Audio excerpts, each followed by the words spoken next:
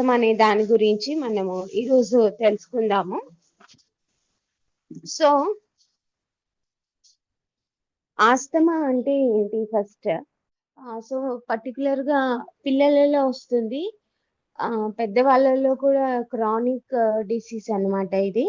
అయితే ఈ ఆస్తమా అనే డిసీజ్ లో ముఖ్యంగా లంగ్స్ చాలా చెడిపోతాయి అన్నమాట. అంటే లంగ్స్ లోపల ఉన్న సెల్స్ కానీ లంగ్స్ లోపల ఉన్న ప్రతి ఒక్కటి దాని బ్లడ్ సర్క్యులేషన్ కానీ దాని లోపల ఏవైతే లోబ్స్ ఉంటాయో అవన్నీ చెడిపోవడం వల్ల ఈ ఆస్తమా అనేది మనకి వస్తుంది. సో ఆస్తమా అంటే ముఖ్యంగా గాలి పీల్చుకోవడము, వదిలేయడము ఇదంతా చాలా ప్రాబ్లమాటిక్ గా అనిపిస్తుంది అన్నమాట.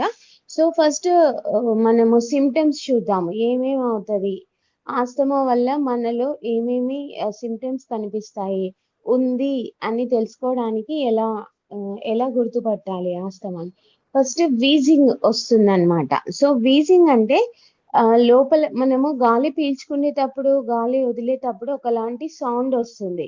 అయితే దాన్ని పిల్లి కూతల్లాగా సౌండ్ వస్తుంది అనమాట. లోపల నుంచి ఒక విజిల్ టైప్ సౌండ్ వస్తుంది. దాన్ని వీజింగ్ అంటాము. సో ఆ ఆ సిమ్టమ్ ఉంటే ఖచ్చితంగా ఆస్తమా ఉన్నట్లు అని అర్థం. ఇంకా కంటిన్యూస్ కఫింగ్ ఉంటుంది. కఫింగ్ ఎవ్రీడే అంటే రోజంతా కఫ్ చేస్తానే ఉంటారు. ఇంకా చెస్ట్ లో అనీజినెస్ బాగా ఉంటుంది అనమాట. ఇంకా గాలి పీల్చుకునేటప్పుడు కూడా టైట్నెస్ ఎక్కువ ఉంటుంది చెస్ట్ లో. ఇంకా బ్రీత్ కూడా అంటే ఊపిరి పీల్చుకునేది కూడా కొంచెమే పీల్చుకోగలుగుతారు, ఎక్కువ పీల్చుకోలేకపోలేదు.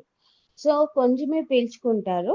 ఇంకా పీల్చుకున్న గాలిని కూడా మళ్ళీ వెంటనే తొందరగా వదిలేస్తారు. సో ఇవన్నీ అంటే బ్రీత్ చేయడానికి ఉపయోగపడే ఈ నోస్ట్రిల్స్ లోపల ఉన్న పైప్, లంగ్స్ ఇవన్నీ చాలా సివియర్ పెయిన్ లో ఉంటుంది, టైట్నెస్ ఉంటుంది. పీల్చుకోవడానికి గాలిని వదలడానికి చాలా ప్రాబ్లమాటిక్ గా ఉంటుంది, చాలా కష్టంగా అనిపిస్తుంది. సో ఈ సిమ్టమ్స్ మనకి ఇంకొకటి మనము పీల్చుకొని గాలి వదిలేటప్పుడు సౌండ్ వస్తుంది, వీసింగ్ సౌండ్ అంటారు. సో ఆ సౌండ్ రావడం వల్ల మనం కన్ఫర్మ్ చేసుకోవాలి ఇది ఆస్తమా ప్రాబ్లం ఉంది నాకు అనేసి we have to go to the doctor అన్నమాట. So next we will see reasons. What are the reasons for this asthma? అంటే దేనికి వస్తుంది ఆస్తమా, ఎందుకు వస్తుంది అంటే జనరల్ గా మన తాత వాళ్ళ తరంలో కానీ అమ్మమ్మ వాళ్ళు కానీ నానమ్మ వాళ్ళు కానీ మన ఫ్యామిలీలో కానీ ఎవరికైనా సరే, ఫాదర్ సైడ్ కానీ మదర్ సైడ్ కానీ ఎవరికైనా ఫ్యామిలీస్ లో ఈ ప్రాబ్లం ఉంటే, ఈ ఆస్తమా అనే రోగం ఉంటే ఖచ్చితంగా వస్తుంది అనమాట. పిల్లలకు వస్తుంది, పిల్లలకి కంటిన్యూస్ గా వస్తుంది అనమాట. ఇంకొకటి అలర్జీ అంటే ఇప్పుడు ఆస్తమా ఉన్న వాళ్ళకి కొన్ని వస్తువులు పడవన్నమాట. ఫర్ ఎగ్జాంపుల్ ఏమైనా ఫుడ్ కానీ స్వీట్స్ కానీ లేకుంటే ఇంకా ఏమన్నా వెజిటబుల్స్ కానీ కొన్ని ప్లాంట్స్ కూడా పడవు. ఎందుకంటే స్కిన్ ఎలర్జీ ఫామ్ అవుతుంది, ఒక్కొక్కసారి ఫుడ్ ఎలర్జీ ఫామ్ అవుతుంది, ఒక్కోసారి అన్ని స్కిన్ మీద దద్దుర్లు వస్తాయి అన్నమాట. సో అట్లాంటి ఎలర్జీస్ ఫామ్ అవుతాయి బాడీలో. ఇమ్యూన్ సిస్టమ్ ఈ ఆస్తమాకి ప్రొటెక్ట్ చెయ్యదు కాబట్టి అది ఖచ్చితంగా బయటికి పడుతుంది అనమాట అలర్జీ అంతా.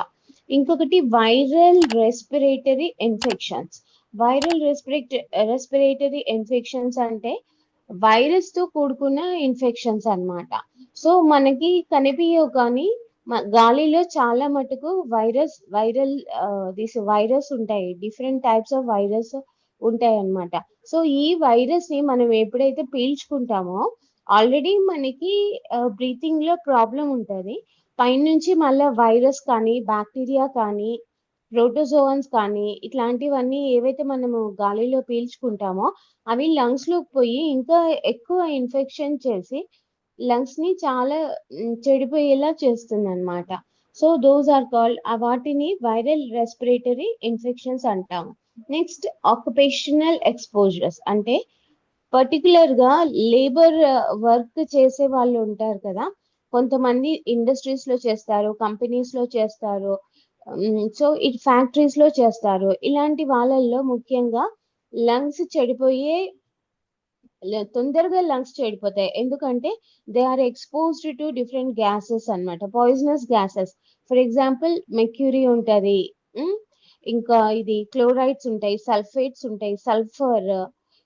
సో ఇట్లాంటి వాటికి లెడ్, అర్సీనియం, ఇట్లాంటి గ్యాసెస్ ఎప్పుడైతే వాళ్ళు పీల్చుకుంటారో నోస్ లో నుంచి, ముక్కులో నుంచి పీల్చుకున్నప్పుడు ఖచ్చితంగా ఏమవుతుందంటే లంగ్స్ లో అది అక్యుములేట్ అయిపోతుంది, లోపల అక్యుములేట్ అయిపోయి దాని వల్ల లంగ్స్ ఖరాబ్ అయ్యి ఈ ఆస్తమా అనే డిసీజ్ తొందరగా బయటపడుతుంది. దీన్ని క్రానిక్ ఇన్ఫ్లమేషన్ అని అంటారనమాట. So next smoking. మనందరికీ తెలిసిందే, smoking generally we see outside people smoking. So that should be avoided completely.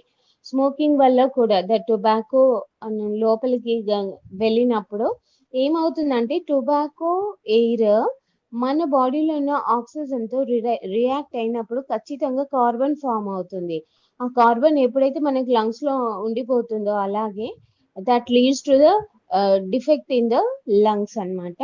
And air pollution, see for example మనం హైదరాబాద్ తీసుకుంటే we can see lot of gases being released from the factories, industries. ఇంకొకటి vehicles నుంచి కానీ, refrigerators నుంచి కానీ, కార్లో నుంచి కానీ, ఎక్కడైతే జనరల్ గా వీ ఫీల్ వెరీ కంఫర్టబుల్, కార్లో కూర్చుంటే చాలా కంఫర్ట్ గా ఉంటాం, కానీ సిఎఫ్సి కార్బన్స్ రిలీజ్ అవుతాయని ఎవరు ఊహించరు. General everybody use these coolers in cars also, కానీ మాక్సిమం వీఆర్ టేకింగ్ కార్బనే ఎక్కువ తీసుకుంటున్నాం అనేసి ఎవరికి అర్థం అవ్వదు.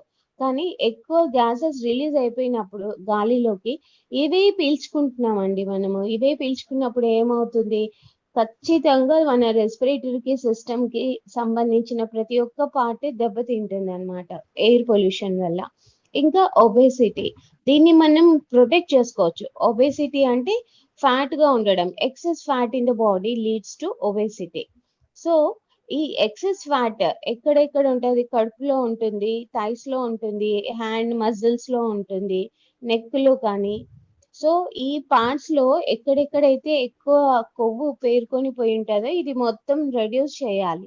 చెయ్యకుంటే ఖచ్చితంగా మీరు చూసారా, లా ఉన్న వాళ్ళు జనరల్ గా ఆశ పడతా ఉంటారు continuously, because they don't get proper air inside, right?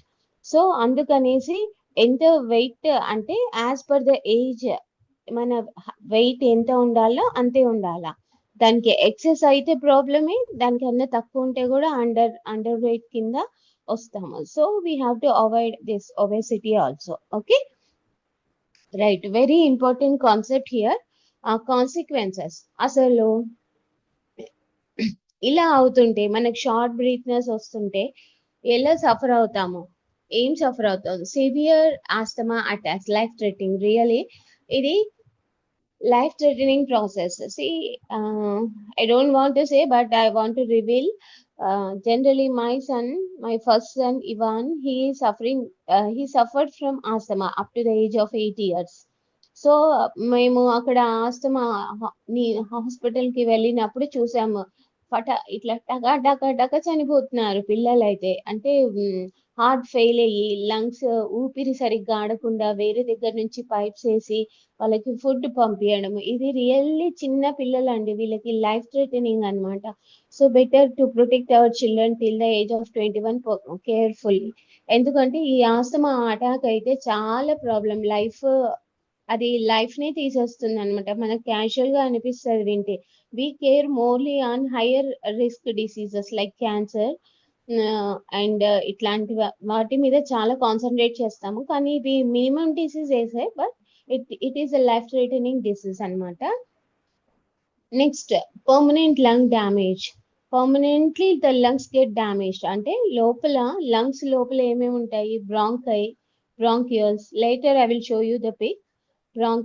Bronchioles, alveoli అని ఉంటాయి, ఆ చిన్న చిన్న బెలూన్ లాగా ఉంటాయి, దాని లోపల ఎయిర్ ఎక్స్చేంజ్ అవుతుంది అనమాట. ఆక్సిజన్ లోపలికి వెళ్ళి కార్బన్ డైఆక్సైడ్ బయటకు వస్తుంది. అయితే అవన్నీ పగిలిపోతాయి అన్నమాట. లోపల అవన్నీ పగిలిపోతాయి. బ్రాంకై కూడా కొలాప్స్ అయిపోతుంది. బ్రాంకియోల్స్ కూడా కొలాప్స్ అయినప్పుడు then nowhere the air goes, air ఉత్తగా నిండిపోతుంది, బయటకు వచ్చేస్తుంది అనమాట. అది లంగ్ కంప్లీట్ గా మొత్తానికి డ్యామేజ్ అయిపోతుంది. ఇంకొకటి మనం తీసుకునే గాలిలో ఎక్కువ శాతము కార్బన్ డైఆక్సైడ్ ఉండడం వల్ల కంప్లీట్ గా లంగ్స్ లో ఉన్న ఆ లోబ్స్ ఉంటాయి కదా, ఆ లోబ్స్ అన్ని కంప్లీట్ గా డ్యామేజ్ అయిపోతాయి. ఎయిర్ వే పోవడానికి కూడా మనం ఏం రీమోడలింగ్ అని ఇచ్చారు కానీ వి కాన్ రీమోడల్ అగైన్. ఓకే, అవి చిన్నగా అయిపోతాయి అన్నమాట. లోపల క్యాపిలరీస్ కానీ బ్లడ్ వెజల్స్ కానీ అన్ని వ్రింకిల్ అవుతాయి. అంటే దగ్గర పడడం అంటాం కదా, దగ్గరికి రావడం. ఇట్లా నార్మల్ ట్యూబ్ దగ్గరకు వచ్చినట్లు అయిపోతుంది లోపల. అప్పుడు గాలి పోవడానికి వే దొరకదు. ఆ వే దొరికినప్పుడు గాలి పోనప్పుడు మనకి ఆయాసము, షార్ప్ బ్రీత్నెస్, మొత్తానికి గాలి ఆడకుండా చనిపోతారు మనుషులు. Okay, next reduced oxygen levels in the blood. Okay, generally blood లో ఖచ్చితంగా ఆక్సిజన్ ఉంటుందండి. సో ఈ ఆక్సిజన్ ఎప్పుడైతే తక్కువ అవుతుందో అప్పుడు ఖచ్చితంగా మన బాడీ ప్రెషర్ రైజ్ అవుతుంది, హై ప్రెషర్ రైజ్ అవుతుంది బాడీలో. ఎందుకు ఆక్సిజన్ లెవెల్స్ అసలు ఎందుకు రెడ్యూస్ అవుతాయి? ఎందుకంటే మనం పీల్చుకుంటే గాలిలోనే అన్ని పొల్యూటెంట్స్ ఉన్నాయి. కార్సినిక్ కానీ కార్సినియం, ఆర్సినిక్, లెడ్, ఇవన్నీ వెరీ పాయిజనస్ గ్యాసెస్. మాక్సిమం మనం తీసుకునే గ్యాసెస్ అన్ని ఇవే: కార్బన్, నైట్రోజన్, ఆక్సిజన్, హైడ్రోజన్. ఈ గ్యాసెస్ మనం పీల్చుకుంటున్నాం కాబట్టి మనకి ఆక్సిజన్ రావడం చాలా కష్టంగా అయిపోతుంది. సో ఆక్సిజన్ ఎప్పుడు బాడీలో తక్కువగానే ఉండిపోతుంది. అలా ఉండకుండా చూసుకోవాలి యాక్చువల్గా అయితే. అంటే అలా ఉండకుండా చూడాలి అంటే we have to stay mostly with the plants only. ఎందుకంటే ప్లాంట్స్ ఆక్సిజన్ రిలీజ్ చేస్తాయి కాబట్టి మనం ఖచ్చితంగా ప్లాంట్స్ దగ్గర ఉండాల్సిందే. So when we go away from the plants then compulsory మన బాడీలో కార్బన్ అక్యుమిలేషన్ అవుతుంది. ఒక్క పార్ట్ లో కాదండి, అన్ని పార్ట్స్ లో కార్బన్ అక్యుమిలేషన్ ఖచ్చితంగా అవుతుంది. ఇంకా కంటిన్యూస్లీ హాస్పిటలైజ్ అయితానే ఉంటాము. ఆయాసం వస్తే చాలు ఇట్లా చెస్ట్ పైకి లేయడము, లోపలికి వెళ్ళడము, ఇలా అవుతున్నప్పుడు రిప్కేజ్ భయం వేస్తుంది. ముఖ్యంగా చిన్నపిల్లలు అలా చేస్తూ ఉంటే, ఆయాస పడతా ఉంటే వాళ్ళని ఖచ్చితంగా continuously they suffer and they get hospitalized and they are given so many chemicals there, injections, drugs, ఇవన్నీ ఇస్తా ఉంటారండి చిన్న పిల్లలకి. సో కంటిన్యూస్ అవుతా ఉంటది ఈ ప్రొసీజర్. హాస్పిటల్కి వెళ్ళడము, రావడము, తగ్గకుండా ఉండడము. ఒక్కోసారి సీజనల్ చేంజెస్ వల్ల కూడా హాస్పిటల్కి వెళ్ళాల్సి వస్తుంది ఖచ్చితంగా. సో ఇవన్నీ we have to avoid. And then impact on daily life activities. Okay, so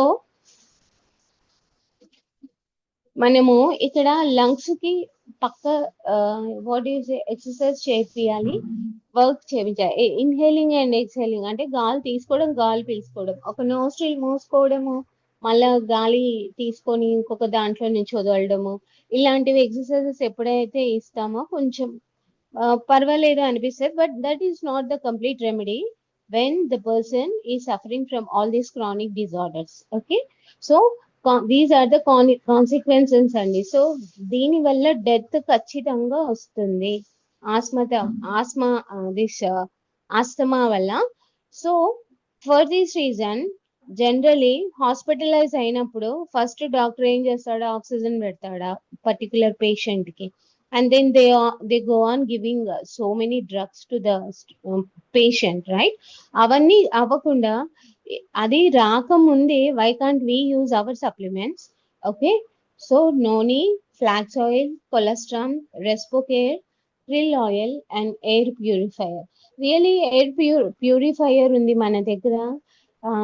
నాకు తెలిసే ఉండిండొచ్చు ప్రతి ఒక్కరికి. It is better whenever we are going outside we can carry this, I hope. So ఈ ఎయిర్ ప్యూరిఫైయర్ వాడడం వల్ల మనకి pure air వస్తుంది. krill oil with meals. krill oil particularly heart మీదను, లంగ్స్ మీదను ఎఫెక్ట్ చాలా చూపిస్తుంది. I'm also using this. It's really very good supplement. గుండెకు కానీ లంగ్స్ లోపల లంగ్స్ కి కూడా బ్లడ్ సర్క్యులేషన్ అవసరము. కాబట్టి లంగ్స్ లోపలికి సర్క్యులేట్ అయ్యి లంగ్స్ హెల్తీగా ఉండాలంటే ఖచ్చితంగా krill ఆయిల్ తీసుకోవాల్సిందే. 100% damn sure you have to take that compulsory. ఇంకొకటి Respocare. Respocare is also very important, particularly asthma patients కి. ఆస్తమా లేకున్నా సరే మనం డైలీ ఇక్కడ 2 టైమ్స్ ఇచ్చారు. Even if you don't have asthma also daily once అలా తీసుకోవడం వల్ల our complete respiratory system may not get damaged. And then colostrum, which consists of huge immune system activities, okay, which supplies very good nutrients to the complete immune system anamata. So colostrum, it's a very good supplement which has to be used. Flax oil, ఇది మనం general గా చెప్తారు flax oil heart లో ఉన్న fat ని cholesterol ని reduce చేస్తుంది అని చెప్తారు. But flax oil it is also used for lungs also. Lungs లోపల ఉన్న బ్రాంకియల్స్ లోపల కూడా ఒక్కొక్కసారి తెమడ అంటాం కదా, తెమడ తెలుసు అనుకుంటాను అందరికి. It will be in white colour or in yellowish green colour in children. అయితే ఈ తెమడ పోవడానికి మనకి ఫ్లాక్స్ ఆయిల్ సోర్సెస్ కూడా చాలా ఇంపార్టెంట్. దీనివల్ల మనకి గాలి పీల్చుకోవడానికి ఒక particular way or I can say passage perfect అవుతుంది అనమాట. So flax oil is compulsory required. And noni, it's excellent product which helps in all the cells. Lungs లో